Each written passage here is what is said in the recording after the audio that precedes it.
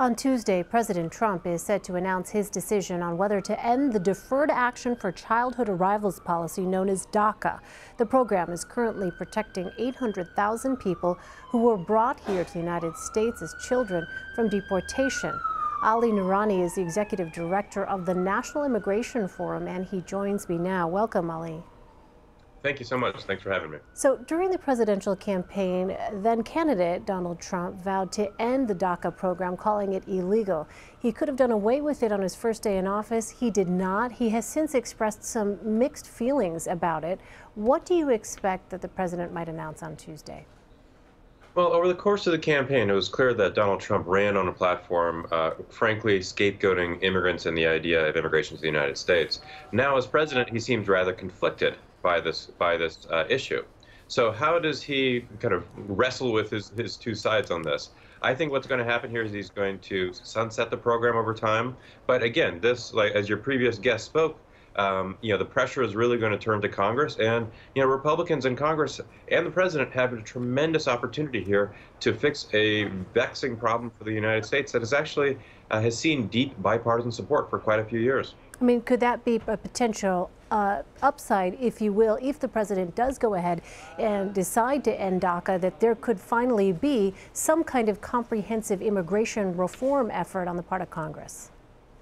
When you watch the news, just say over the last 2-3 days, it's been remarkable the outpouring of support from conservative leaders across the country. You have, Speaker Ryan, Governor Rick Scott. I mean, this morning, Governor Abbott from Texas spoke to the need for immigration reform. I mean, Governor Abbott, with all due respect, has never said anything positive in terms of the need for immigration reform. So, Republicans led by President Trump, again, have this incredible opportunity to move something forward. And, this morning, there was a letter released by over 300 evangelical pastors from across the country urging the president and Congress to work together on this issue.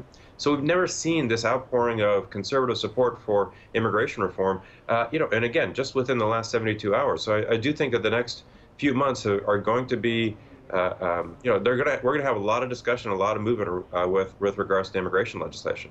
So these undocumented immigrants are known as dreamers. Almost 1 million dreamers, as they're called, have come out and registered with the government in the last 5 years.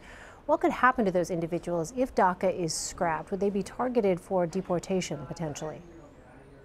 So if the president decides to revoke the program, what we're going to see, or even just sunset the program and in essence not renew authorizations, we're going to see every week anywhere between 2,000 and 10,000 dreamers lose their work authorization, lose their legal status. And then, yes, they will be subject for deportation. And remember, the Department of Homeland Security has their information.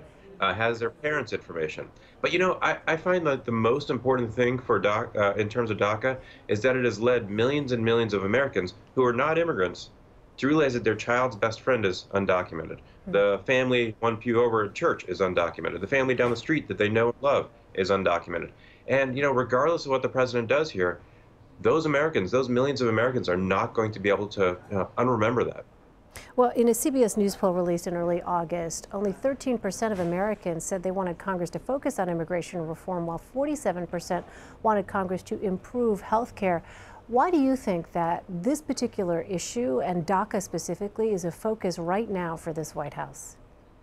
Well, earlier this summer, 10 state attorneys general filed a letter with the Attorney General Sessions, more or less saying if the president doesn't revoke the program by September 5th, these AGs will file suit. So that's created a deadline, an artificial deadline nonetheless.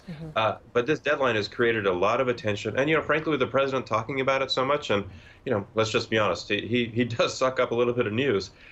You see the American public paying attention. And, in the last few weeks, we've seen those numbers of support in terms of polling reach 60–70% of Americans want a solution.